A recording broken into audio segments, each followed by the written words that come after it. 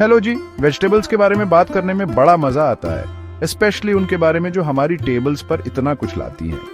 आज हम देख रहे हैं रिज गोर्ड को। आप में से कुछ लोग इसे टूराई के नाम से जानते होंगे या परहैप्स लफा। इसके कई नेम्स हैं। ये लवली गोर्ड क्यूकम्बर फैमिली का मेंबर है। यह एक विगरस वाइन पर उगती है और इस पर ये वंडरफुल रिजिड फ्रूट्स लगते हैं।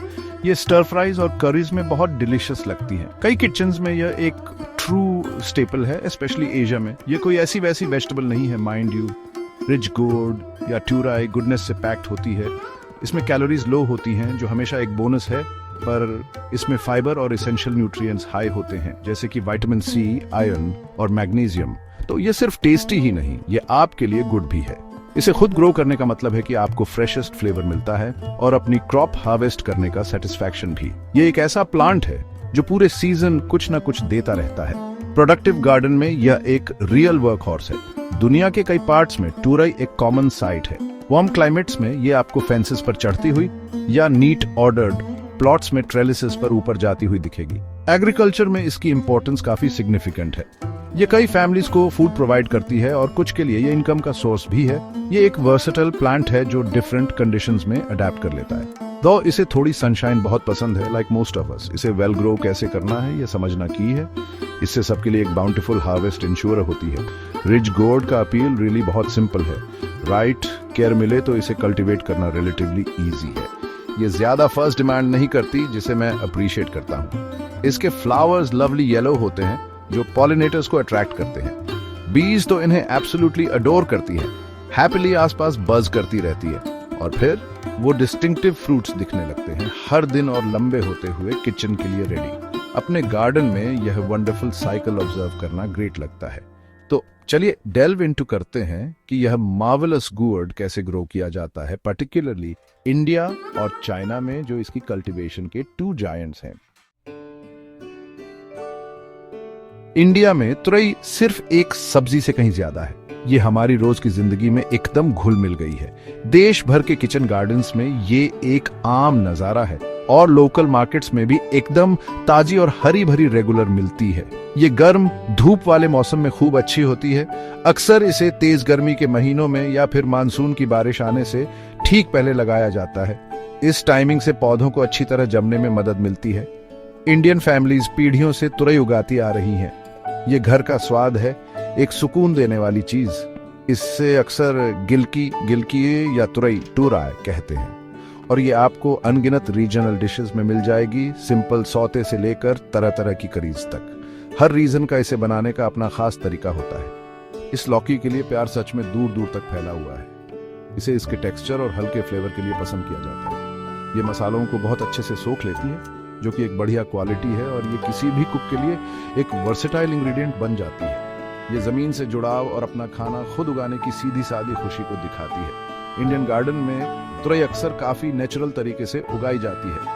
आप इसे शायद जमीन पर फैलते हुए या पास के किसी पेड़ या सिंपल सी फेंस पर चढ़ते हुए देख सकते हैं। ये एक ऐसा पौधा है जिसे फैलना बहुत पसंद है, अपनी मर्जी से बढ़ता है समझो। फोकस अक्सर इस पर रहता है कि नेचर को अपना काम करने दें। हाँ, थोड़ी बहुत देखरेख तो करनी ही पड़ती है बेशक। इस ट्रेडिशनल तरीके का एक अलग ही चार्म है। ये लोकल कंडीशंस की गहरी समझ और पौधे की नेचुरल आदतों के लिए रिस्पेक्ट दिखाता है। ये एनवायरनमेंट के साथ तालमेल बिठाकर गार्डनिंग करना है। इसका कल्चरल महत्व भी काफी ज्यादा है। ये सिर्फ पेट भरने के लिए ही नहीं बल्कि ट्रेडिशन से भी जुड़ा है। बीज अक्सर एक सीजन से अगले सीजन के लिए बचाकर रखे जाते हैं। परिवारों में पीढ़ी दर पीढ़ी चलते हैं, एक जीती जागती विरासत की तरह। हेल्दी मजबूत पौधे उगाने और फसल को पड़ोसियों और दोस्तों के साथ शेयर करने में एक असली गर्व महसूस होता है। ये कम्युनिटी वाली भावना बहुत बढ़िया चीज है। तुरई की बेल अपने तरीके से इसे बढ़ाने में मदद करती है। ये भरपूर फसल और मिल बांटकर खाने की खुशी का सिंबल है, एक हरा धागा जो लोगों को उनकी जड़ों से जोड़ता है। जब इंडिया में तुरई उगाने की बात आती है तो अक्सर सादगी का ही बोलबाला रहता है। कई फार्मर्स और होम गार्डनर्स पारंपरिक तरीके इस्तेमाल करते हैं। ये बरसों से आजमाए हुए और परखे हुए हैं। एक आम तरीका है बेलों को जमीन पर ही फैलने देना। ये खासकर जमीन के छोटे टुकड़ों पर या किचन गार्डन्स में होता है, जहां जगह शायद शेयर करनी पड़ती है। पौधे फैलकर मिट्टी को ढक लेते हैं। इससे खरपतवार को थोड़ा कम रखने में मदद मिल सकती है और मिट्टी भी थोड़ी ठंडी रहती है। ये एक लो कॉस्ट तरीका है जिसमें ज्यादा मटेरियल्स की जरूरत नहीं होती। सॉइल प्रिपरेशन तो जाहिर है बहुत इंपॉर्टेंट है। इंडियन फार्मर्स अपनी मिट्टी को अच्छी तरह जानते हैं। वे आमतौर पर इसे अच्छी गोबर की खाद या अच्छी तरह सड़ी हुई कंपोस्ट से बेहतर बनाते हैं। अगर उनके पास हो तो इससे तुरई के पौधों को एक अच्छी स्टार्ट मिलती है।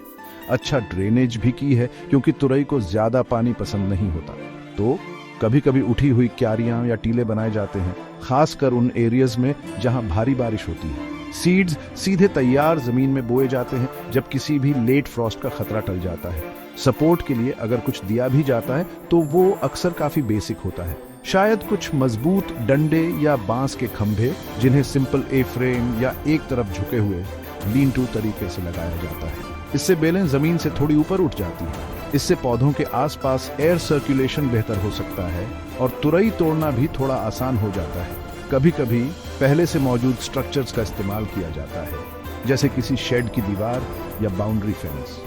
जुगाड़ू इंडियन गार्डनर काम चला लेता है, जो भी आसानी से मिलता है और अफोर्डेबल होता है, उसी का इस्तेमाल करके। पानी मौसम के हिसाब से सोच समझ कर दिया जाता है। सूखे के समय अच्छी तरह भिगोना जरूरी होता है, लेकिन ओवर वाटरिंग से सावधानी से बचा जाता है। पेस्ट और डिजीज मैनेजमेंट अक्सर पारंपरिक ज्ञान पर निर्भर करता है। शायद नियम बेस्ड सॉल्यूशंस का इस्तेमाल करके, जो नेचुरल होते हैं, या कुछ खास पेस्ट्स को दूर भगाने के लिए कंपेनियन प्लांटिंग करके। जोर नेचर के साथ मिलकर काम करने पर होता है, उसके खिलाफ नहीं, जिसकी मैं हमेशा वकालत करता हूँ। ये तरीके आमतौर पर सस्टेनेबल होते हैं और एनवायरनमेंट पर कम असर डालते हैं। अब चलो चाइना चलते हैं, एक और महान ग्रोवर्स का देश। यहाँ पर तुरई उगाने का अप्रोच काफी अलग हो सकता है। अक्सर स्ट्रॉन्ग फोकस होता है यील्ड को मैक्सिमाइज करने पर और जमीन से हाई लेवल की प्रोडक्टिविटी हासिल करने पर। चाइनीज एग्रीकल्चर अपनी इंटेंसिटी के लिए जाना जाता है और तुरई की फार्मिंग भी इसका कोई एक्सेप्शन नहीं है। स्पेस की अक्सर कमी होती है, स्पेशली कुछ रीजन्स में, इसलिए हर स्क्वायर मीटर जमीन को वर्क हार्ड करना पड़ता है। इसका मतलब है ऐसी टेक्निक्स यूज करना जिनसे हर प्लांट से ज्यादा लिया जा सके। एफिशिएंसी एक की वर्ड है उनकी फार्मिंग वोकैबुलरी में। तुरई चाइना में भी एक पॉपुलर सब्जी है जिसे शेंगुआ या सिगवा के नाम से जाना जाता है। ये कई डिलिशियस और हेल्थी डिशेस में होती है, सूप से लेकर स्टर फ्राइज तक। इसकी वर्सेटिलिटी को बहुत पसंद किया जाता है। ताजी तुरई की डिमांड कंसिस्टेंटली हाई रहती है, डोमेस्टिक मार्केट्स में भी और समटाइम्स एक्सपोर्ट के लिए भी। इसी वजह से प्रोडक्टिव कल्टीवेशन सिस्टम्स की जरूरत पड़ती है। फार्मर्स का एम होता है गुड क्वालिटी तुरई की कंटिन्यूअस सप्लाई पूरे ग्रोइंग सीजन में इफ पॉसिबल, जिसके लिए केयरफुल प्लानिंग और मैनेजमेंट चाहिए। आप देखेंगे कि चाइनीज ग्रोवर्स बहुत मेटिकुलस होते हैं। वो ग्रोथ के हर स्टेज पर बहुत क्लोज अटेंशन देते हैं, सीड सिलेक्शन से लेकर फाइनल फ्रूट की हार्वेस्टिंग तक। कई प्रैक्टिसेस के पीछे एक साइंटिफिक अप्रोच होता है। रिसर्च इंस्टीट्यूशंस अक्सर फार्मर्स के साथ क्लोजली काम करते हैं नई वैरायटीज और बेहतर ग्रोइंग टेक्निक्स डेवलप करने के लिए। गोल हमेशा इंप्रूव करना होता है ताकि बेटर रिजल्ट्स मिले। इसका मतलब हो सकता है हायर यील्ड्स या बेटर डिजीज रेजिस्टेंस, या फिर ऐसी तुरई जिनकी शेल्फ लाइफ ज्यादा हो। यह रिफाइनमेंट और इनोवेशन का एक कांस्टेंट प्रोसेस है। कल्टीवेशन का स्केल भी काफी लार्ज हो सकता है। जहां छोटे फैमिली प्लॉट्स होते हैं, वहीं बिगर ऑपरेशंस भी होते हैं। ये जहां पॉसिबल हो, ज्यादा मैकेनाइजेशन और इरिगेशन और फीडिंग के लिए सोफिस्टिकेटेड सिस्टम्स यूज कर सकते हैं। एम्फेसिस होता है कमर्शियल क्रॉप प्रोड्यूस करने पर, रिलायबली और सिग्निफिकेंट क्वांटिटीज में। इसका मतलब यह नहीं कि केयर की कमी है, ऐसा बिल्कुल नहीं है। इसका मतलब है केयर सिस्टमैटिकली की जाती है, स्पेसिफिक और अक्सर एम्बिशियस टारगेट्स अचीव करने के लिए। ये एक डिफरेंट माइंडसेट है जो हाई आउटपुट की तरफ गियर्ड होता है। सेक्शन 5 चाइनीज कल्टीवेशन टेक्निक्स, आसमान को छूना। चाइना में आपको तुरई अक्सर आसमान की तरफ बढ़ती हुई दिखेगी। वहां वर्टिकल कल्टीवेशन यानी ऊपर की तरफ खेती करना बहुत कॉमन है। इसका मतलब है बिलोवम को मजबूत ट्रेलिसेस या फिर नेट्स और वायर्स के बड़े सिस्टम पर उगाना। इससे जगह का पूरा इस्तेमाल होता है, खासकर जब लैंड लिमिटेड हो या महंगी हो। ऊपर की तरफ उगाने से पर एरिया ज्यादा प्लांट्स लगते हैं और फ्रूट्स भी जमीन से ऊपर रहते हैं। इससे तुरई साफ रहती है, ब्लेमिशेस कम होते हैं और डैम्प कंडीशंस में उनके सड़ने का चांस भी कम होता है। ये ट्रेलिसिंग सिस्टम्स अक्सर काफी सोफिस्टिकेटेड होते हैं, जो बैम्बू, मेटल या स्ट्रॉन्ग प्लास्टिक नेटिंग से बने होते हैं। इन्हें वाइन्स के हैवी वेट और जो बहुत सारी तुरई की क्रॉप की उम्मीद होती है उसे सपोर्ट करने के लिए डिजाइन किया जाता है। वेन्स की प्रॉपर प्रूनिंग और ट्रेनिंग बहुत जरूरी है।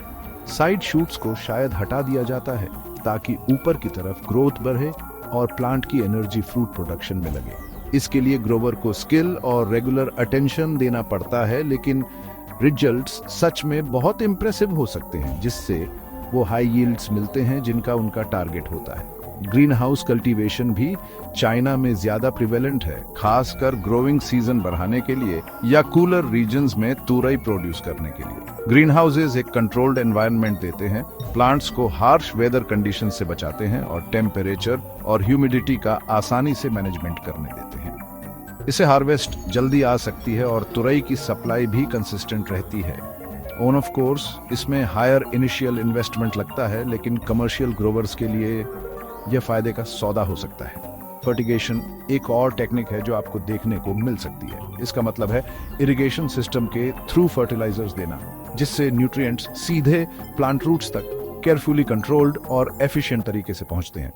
इससे प्लांट्स को ठीक वही मिलता है जो उन्हें चाहिए जब उन्हें चाहिए, उनकी ऑप्टिमल ग्रोथ और फ्रूटिंग के लिए। सॉइललेस कल्टीवेशन या हाइड्रोपोनिक्स भी एक्सप्लोर किया जाता है, हालांकि शायद तुरई के लिए यह कुछ और क्रॉप्स जितना कॉमन नहीं है। ये इंटेंसिव मेथड्स सब एक ही चीज के लिए हैं, हर प्लांट और हर पैच ऑफ लैंड से आउटपुट को मैक्सिमाइज करना। सेक्शन 6 अलग अलग तरीकों की तुलना, पैदावार और मेहनत। तो ये दोनों तरीके एक दूसरे के सामने कैसे टिकते हैं? चलो पहले यील्ड्स यानी पैदावार को देखते हैं, जो किसानों के लिए बहुत जरूरी चीज है। आमतौर पर चाइना के इंटेंसिव तरीकों से ज्यादा पैदावार होती है। ट्रेलिस पर सीधा ऊपर उगाने से पौधे घने लगाए जा सकते हैं और पौधे के हर हिस्से को अच्छी धूप मिलती है। इसके साथ ही सही तरह से खाद पानी देने से अक्सर हर पौधे और हर एरिया से ज्यादा तुरियां मिलती हैं। पूरा फोकस इसी आउटपुट को बढ़ाने पर होता है, जो कमर्शियल सेटिंग में समझ में आता है। ज्यादा फल मतलब बेचने के लिए ज्यादा और ज्यादा इनकम। इंडिया के ट्रेडिशनल तरीके जैसे जमीन पर फैलाना वो आसान होते हैं, उनसे आमतौर पर स्क्वायर मीटर पैदावार कम होती है। पौधे फैल जाते हैं, इसलिए आप ज्यादा नहीं लगा पाते और कुछ फल कीड़े मकोड़ों या जमीन पर सड़ने से खराब हो सकते हैं। लेकिन मेहनत और शुरुआती खर्चा भी कम होता है। कई छोटे स्केल के सेटअप्स में महंगे ट्रेलिसिंग मटेरियल्स या मुश्किल इरिगेशन सिस्टम्स की जरूरत कम पड़ती है। बेलोवों को ट्रेन करने की लेबर भी कम हो जाती है। ये इनपुट्स के मामले में कम इंटेंसिव सिस्टम है, लेकिन शायद उतनी ही पैदावार के लिए जमीन का इस्तेमाल ज्यादा इंटेंसिव है। फिर आती है मेहनत की बात, इंसानी मशक्कत। चाइना के तरीके ट्रेलिसिंग और प्रूनिंग के साथ ज्यादा लेबर मांगते हैं। सपोर्ट्स लगाना, बेलोवों को ट्रेन करना, ध्यान से मॉनिटरिंग करना, ये सब पूरे ग्रोविंग सीजन में चलने वाले काम है। ये एक हैंड्स ऑन तरीका है जिसमें स्किल और लगन की जरूरत होती है। ट्रेलिस से हार्वेस्टिंग भी ज्यादा सिस्टमैटिक हो सकती है। फल आसानी से दिख जाते हैं और पहुंच में होते हैं, जिससे पिकिंग प्रोसेस ज्यादा एफिशिएंट हो जाता है। ये इतनी सावधानी से की गई देखभाल ज्यादा पैदावार में मदद करती है, लेकिन इसकी कीमत ज्यादा काम होती है। इंडिया के ट्रेडिशनल तरीके शुरू में कम मेहनत वाले लग सकते हैं। बेलोवों को फैलने देना कम सेटअप मांगता है, लेकिन हार्वेस्टिंग मुश्किल हो सकती है। पत्तों के नीचे ढूंढना पड़ता है और पेस्ट मैनेजमेंट में ज्यादा चौकन्ना रहना पड़ सकता है, क्योंकि ट्रेलिसिंग से मिलने वाली अच्छी हवा नहीं होती। पूरी मेहनत अलग तरह से बंट सकती है। इंफ्रास्ट्रक्चर पर कम, शायद रेगुलर देखभाल पर ज्यादा, या फिर बस थोड़ी कम, लेकिन फिर भी कीमती पैदावार को एक्सेप्ट कर लेना। चॉइस अक्सर किसान के पास क्या रिसोर्सेज हैं और फसल के लिए उनके स्पेसिफिक गोल्स क्या हैं, इस पर डिपेंड करता है। सेक्शन 7 सस्टेनेबिलिटी और रिसोर्सेज। धीमी बढ़त बनाम जोरदार कटाई। सस्टेनेबिलिटी एक ऐसा शब्द है जो हम आजकल बहुत सुनते हैं और सही भी है। हमें अपने प्लेनेट का ध्यान रखना ही चाहिए। पारंपरिक भारतीय तरीके अक्सर इस मामले में अच्छे साबित होते हैं। वे आमतौर पर बाहरी चीजों पर कम निर्भर होते हैं। स्थानीय खाद का इस्तेमाल करना और बीज बचाना आम बात है। इससे ट्रांसपोर्टेशन का कार्बन फुटप्रिंट कम होता है और बायोडायवर्सिटी को बढ़ावा मिलता है, जो बहुत जरूरी है। ग्राउंड ट्रेलिंग एक लिविंग मल्च की तरह भी काम कर सकता है। मिट्टी को कटाव से बचाता है और नमी बनाए रखता है। ये एक नरम तरीका है जो अक्सर स्थानीय इकोसिस्टम के साथ तालमेल में होता है। चीन के इंटेंसिव तरीके ज्यादा रिसोर्स इस्तेमाल करने वाले हो सकते हैं। ट्रेलिसिंग के मटेरियल्स अगर सस्टेनेबल सोर्स से नहीं है तो उनका असर पड़ता है, जैसे कि प्लास्टिक या ट्रीट किया हुआ लकड़ी। ज्यादा पैदावार अक्सर फर्टिलाइजर्स के ज्यादा इस्तेमाल से होती है और कभी कभी पेस्टिसाइड्स से भी, अगर अनऑर्गेनिक तरीके से मैनेज न किया जाए। इसका मिट्टी की सेहत पर समय के साथ असर पड़ सकता है और स्थानीय पानी की क्वालिटी पर भी, अगर पानी बहकर निकलता है। ग्रीन हाउस में खेती में भी हीटिंग, कूलिंग या लाइटिंग के लिए एनर्जी चाहिए होती है। सेटअप पर निर्भर करता है। इन बातों पर लंबे समय की सस्टेनेबिलिटी के लिए ध्यान से सोचने की जरूरत है। पानी का इस्तेमाल एक और जरूरी पहलू है तुलना करने के लिए। तुरई ज्यादातर कुकर बिट्स की तरह ऐसे पौधे होते हैं जिन्हें पानी ज्यादा चाहिए होता है। पारंपरिक भारतीय तरीके अक्सर मानसून की बारिश पर निर्भर करते हैं और जरूरत पड़ने पर हाथ से पानी दिया जाता है। यह सस्टेनेबल हो सकता है अगर पानी का इस्तेमाल समझदारी से किया जाए, लेकिन ग्राउंड ट्रेल प्लांट्स में खुली मिट्टी की सतह से भाप बनकर ज्यादा पानी उड़ सकता है, जब तक कि पत्तों का अच्छा घेरा जल्दी से न बन जाए। पानी की कमी भारत के कई हिस्सों में एक बढ़ती हुई चिंता है, इसलिए सभी किसानों के लिए पानी का सही इस्तेमाल सबसे जरूरी है। चीन के इंटेंसिव सिस्टम्स, खासकर फर्टिगेशन के साथ, पानी देने में बहुत कुशल हो सकते हैं। ड्रिप इरिगेशन मिसाल के तौर पर सीधे जड़ों तक पानी पहुंचाता है, जिससे भाप बनने या पानी बह जाने से होने वाली बर्बादी कम होती है। लेकिन इंटेंसिव सिस्टम्स में पौधों के बहुत ज्यादा पास लगे होने का मतलब है कि प्रति यूनिट एरिया पानी की कुल जरूरत ज्यादा हो सकती है। अगर पानी के सोर्स पर दबाव है तो यह एक प्रॉब्लम हो सकती है। सबसे जरूरी है प्रोडक्टिविटी और रिसोर्सेज के जिम्मेदार इस्तेमाल के बीच बैलेंस बनाना। चाहे कोई भी तरीका चुना जाए, पानी कीमती है और हम सबको इसे बहुत ध्यान से इस्तेमाल करने की कोशिश करनी चाहिए। सेक्शन 8 फायदे और नुकसान उन ऑप्शंस को तौलते हैं। चलो फायदे और नुकसान को एकदम सिंपल तरीके से देखते हैं। अपने पारंपरिक भारतीय तरीकों के फायदे तो एकदम साफ हैं। शुरू में कम लागत ये छोटे किसानों के लिए एक बड़ा फायदा है। इसमें सामान भी कम लगता है और शुरू में पैसा भी कम लगाना पड़ता है। इसे करना भी आसान है, कोई खास हुनर नहीं चाहिए और ज्यादातर आसपास मिलने वाले रिसोर्सेज पर ही काम चल जाता है। इससे सेल्फ सफिशिएंसी बढ़ती है, जो मुझे बहुत बढ़िया लगता है। ये तरीके मिट्टी की सेहत के लिए लंबे समय में आमतौर पर बेहतर होते हैं अगर खाद डालने जैसे ऑर्गेनिक प्रैक्टिसेस अपनाए जाएं। ये एक ऐसा सिस्टम है जो पीढ़ियों से काम कर रहा है, लेकिन इस देसी तरीके के कुछ नुकसान भी हैं। पैदावार आमतौर पर कम होती है, जैसा हमने पहले भी बात की थी। इसका मतलब है कि उतनी ही जमीन से कमाई कम होती है।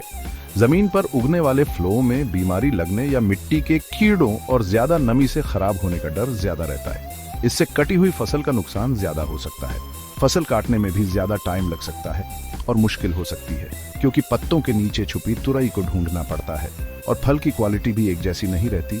कुछ तुरई टेढ़ी मेढ़ी या बेरंग हो सकती है। अब आते हैं चीन वाले इंटेंसिव तरीकों पे यार। इसके फायदे काफी जबरदस्त हैं। काफी ज्यादा पैदावार इसका मेन अट्रैक्शन है। हर पौधे से ज्यादा तुरई और उतनी ही जगह से ज्यादा फसल। आमतौर पर फल की क्वालिटी भी बेहतर होती है, ज्यादा साफ, एक जैसी और कम खराब। इससे मार्केट में दाम भी अच्छा मिलता है। ट्रेलिस से फसल काटना आसान और ज्यादा एफिशिएंट होता है और पौधों की प्रोडक्टिव लाइफ भी लंबी होती है, क्योंकि अच्छी एयर सर्कुलेशन से बीमारी का दबाव कम हो जाता है। ये एक ऐसा सिस्टम है जो मैक्सिमम आउटपुट के लिए डिजाइन किया गया है, लेकिन चीन वाले तरीकों के भी अपने नुकसान हैं। ट्रेलिस के लिए और हो सकता है ग्रीन हाउस स्ट्रक्चर्स या इरिगेशन सिस्टम्स के लिए शुरू में ज्यादा इन्वेस्टमेंट लगता है। जिन किसानों के पास रिसोर्सेज कम हैं, उनके लिए ये एक बड़ी रुकावट हो सकती है। बिलों को ट्रेन करने और प्रूनिंग के लिए ज्यादा लेबर की जरूरत पड़ती है। इससे ऑनगोइंग ऑपरेशनल कॉस्ट्स भी आज जाते हैं। मैन्युफैक्चर्ड फर्टिलाइजर्स या स्पेसिफिक पेस्ट कंट्रोल्स जैसे एक्सटर्नल इनपुट्स पर ज्यादा डिपेंड रहना पड़ता है, जिससे खर्चा भी आ सकता है और एनवायरमेंटल कंसर्न्स भी, अगर इन्हें बहुत ध्यान और एक्सपर्टीज से मैनेज न किया जाए। सेक्शन 9, मेरी रिकमेंडेशन भारतीय ग्रोवर्स के लिए बेस्ट पैथ। तो तुरई उगाने के थॉनो वेज को देखने के बाद इंडियन फार्मर्स और गार्डनर्स के लिए मेरी क्या रिकमेंडेशन है? ये कोई वन साइज फिट्स ऑल वाला केस नहीं है। Of course best method to individual circumstances पर डिपेंड करता है, जैसे प्लॉट का साइज, अवेलेबल रिसोर्सेज और लोकल क्लाइमेट, और इंपॉर्टेंटली फार्मर के अपने गोल्स। क्या वे फैमिली यूज के लिए उगा रहे हैं या मार्केट के लिए? ये क्वेश्चंस ही राइट चॉइस को शेप करेंगे। ट्रेडिशन में विजडम है, बट इनोवेशन में भी वैल्यू है। अप्रोचेस का ब्लेंड अक्सर बेस्ट हो सकता है। स्मॉल स्केल इंडियन फार्मर्स और किचन गार्डनर्स के लिए, स्पेशली जिनके पास इन्वेस्ट करने के लिए लिमिटेड कैपिटल है, ट्रेडिशनल मेथड्स में अब भी मच टू ऑफर है। उन्हें सिंपल लो कॉस्ट टेक्निक्स से इंप्रूव करना की है। फॉर इंस्टेंस, बेसिक ट्रेलिसेस के लिए लोकली सोर्स्ड बैम्बू का यूज करना। इससे वाइन्स ग्राउंड से ऊपर उठ सकती हैं। एयर सर्कुलेशन और फ्रूट क्वालिटी सिग्निफिकेंटली इंप्रूव होती है, वो भी बिना ज्यादा कैश लगाए। ऑर्गेनिक मैटर से गुड सॉइल हेल्थ पर फोकस करना हमेशा सक्सेसफुल गार्डनिंग का फाउंडेशन होता है। हाउएवर, जो इंडियन फार्मर्स अपनी तुरई क्रॉप की यील्ड्स इंक्रीज करना और मार्केटेबिलिटी इंप्रूव करना चाहते हैं, उनके लिए मोर इंटेंसिव सिस्टम्स के कुछ एलिमेंट्स अडॉप्ट करना सेंसिबल है। वर्टिकल ट्रेलिसिंग एक बहुत गुड स्टार्टिंग पॉइंट है। यह क्लियरली प्रोडक्टिविटी और फ्रूट क्वालिटी बूस्ट करता है। इसका मतलब यह नहीं कि एक्सपेंसिव इंपोर्टेड मटेरियल्स ही हों। स्टर्डी लोकल टिम्बर या बैम्बू से इफेक्टिव सपोर्ट्स बनाए जा सकते हैं। एफिशिएंट वाटर यूज में इन्वेस्ट करना, जैसे सिंपल ड्रिप इरिगेशन, भी ह्यूज डिफरेंस ला सकता है, स्पेशली ड्राई एरियाज में। यह वाटर सेव करता है और उसे वहीं डिलीवर करता है जहां मोस्ट नीडेड हो। अल्टीमेटली मेरा बिलीव है कि इंडिया के लिए एक बैलेंस्ड अप्रोच बेस्ट है। एक ऐसा अप्रोच जो ट्रेडिशनल प्रैक्टिसेस की इकोलॉजिकल विजडम की रिस्पेक्ट करे और इम्प्रूवमेंट के लिए सिलेक्टिवली मॉडर्न टेक्निक्स इनकॉर्पोरेट करे। गोल होना चाहिए सस्टेनेबल इंटेंसिफिकेशन, फार्मर्स की यील्ड्स और इनकम इंक्रीज करना, सोइल या एनवायरनमेंट की हेल्थ को कॉम्प्रोमाइज किए बिना। फार्मर्स के लिए ट्रेनिंग और सपोर्ट यहाँ विटाल हैं ताकि वे इन इम्प्रूव्ड मेथड्स को इफेक्टिवली अडॉप्ट कर सकें। भारतीय इंजेन्युइटी श्योरली परफेक्ट ब्लेंड ढूंढ सकती है आने वाली जनरेशंस के लिए वंडरफुल तुरई उगाने का। बस यही है फंडा।